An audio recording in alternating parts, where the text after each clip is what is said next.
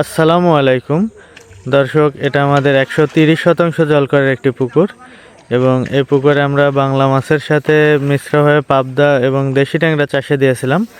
অল্প কিছুদিন আগে এখানে কিছু রাইক দেওয়া হয়েছিল, যেগুলো এখন বর্তমানে একেবারে ছোট ছোট। তো আজকে এখানে মাছ ধরার জন্য জাল নামানো হয়েছে। আজকে মূলত বাংলা মাছ ধরার জন্য জাল নামানো হয়েছে। আমরা এখানকার সমস্ত মাছই বিক্রি করে দেবো, মানে পুকুর ক্লিয়ার করব না, মানে এমনিতে জাল টেনে যতটুকু ধরা যায় আর কি, মানে ক্লিয়ার করার মতোই। যে আমরা যে গ্যাস দিয়ে বা পুকুর শেষে ক্লিয়ার করি এরম না, মানে জাল টেনে টেনে যতটুকু ক্লিয়ার করা যায় সেভাবে ক্লিয়ার করব। আর আজকে বাংলা মাছ ধরার জন্য জাল নামানো হয়েছে, এই যে জাল ভিড়ানো হচ্ছে। তো এর আগেও বেশ কয়েক মাস আগে আমরা এখান থেকে বাংলা মাছ বিক্রি করেছি। তো বিক্রি করার পরে এখানে আর নতুন করে কোনো বাংলা মাছ দেওয়া হয়েছিল না, মাত্র 150 পিস সিলভার মাছ দেওয়া হয়েছিল ওর মধ্যে। তো আজকে মূলত জাল নামানো হয়েছে একেবারে পুকুরে সমস্ত মাছ ধরার জন্য।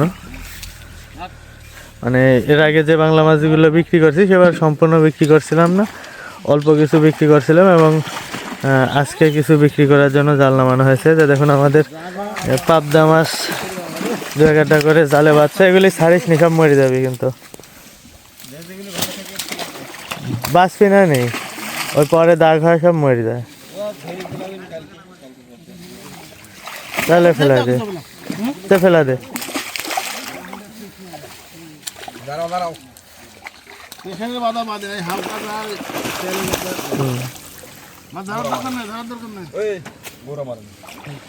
আমরা বাংলা মাছ ধরার পরে অল্প যেগুলো ছিল সেগুলো ধরার জন্য আজকে জ্বালানো হচ্ছে। তো এখন খুব একটা বড় হয়নি পরবর্তীতে মাছ, কারণটা কি যে ফুল শীতের সময়টা গেল, শীতের মধ্যে খুব একটা বড় হয়নি সেভাবে মাছ।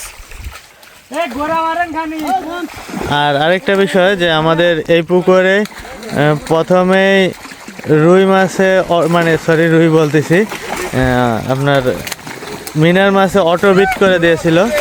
তো সেই কারণেও আমাদের মাছটা খুব একটা বড় হয়নি, প্রচুর পরিমাণে মিনার পোনা দিয়ে দিয়েছিল।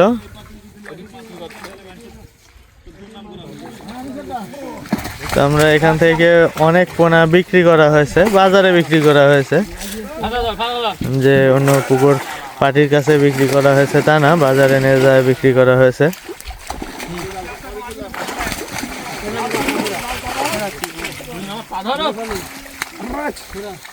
আমরা যখন দেশি ট্যাংরা ছাড়ি এখানে, তো দেশি ট্যাংরার সাথে কিছু গুলশা ছিল, এই যে দেখুন একটা গুলশা জালে বাঁধছে, আলহামদুলিল্লাহ অনেক বড় সাইজ। ফেলা দে, মরবে না, কালকে তো জাল নামাবই নি।